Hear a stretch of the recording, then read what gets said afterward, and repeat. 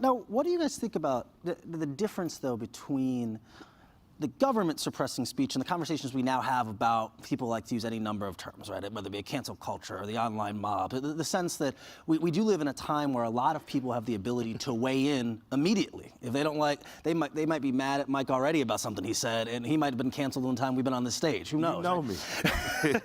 But like, how do you all?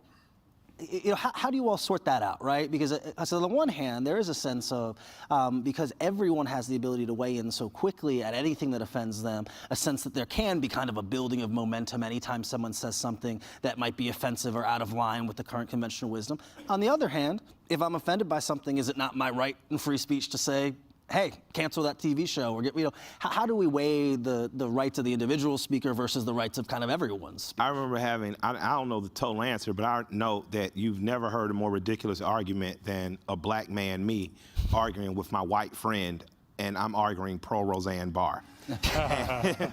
And not that I'm any fan of the things that she said or comments that brought her to get her show canceled. My fear was, and like Chomsky said, if you don't believe in freedom of speech for those you despise, you don't believe in it at all. My thing was what she did was her freedom of speech. She lost her job for it, and I was telling my friend, who's a huge Colin Kaepernick supporter, well, so essentially you're telling me Cap should have lost his job too. And he says, no, it's different. I was like, well, how is this different? And he said, well, she made millions of dollars. She should have known just to shut the F up. And I said, that's the exactly same thing Sean Hannity says about Cap.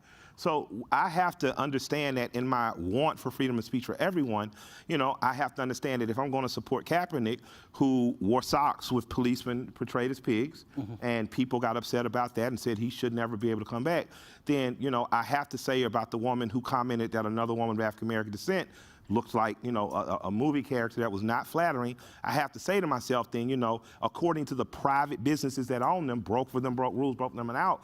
But I don't believe either one of them should be out of a job. I honestly believe both of them should have a job. Now, what should end the job is when the ratings drop or when your stats drop. So if you're not throwing that ball like you should in San Francisco, say, well, you're out, okay, cool. If you weren't bringing the ratings to ABC and you say you're out, then that's cool. But for me, I'm willing to be uncomfortable because I know tomorrow I may say something. I've personally said things that people didn't like, and 2 weeks later, the people that didn't like what I said were on the whipping post themselves getting whipped.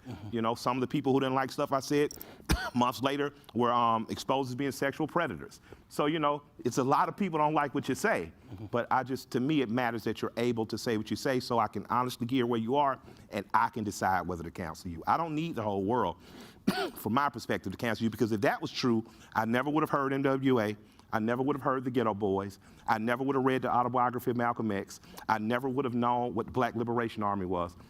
Half the things from my childhood that formed me into the man I was, I never would have been able to be exposed to, because those things would have been labeled everything from hate speech to black identity extremists.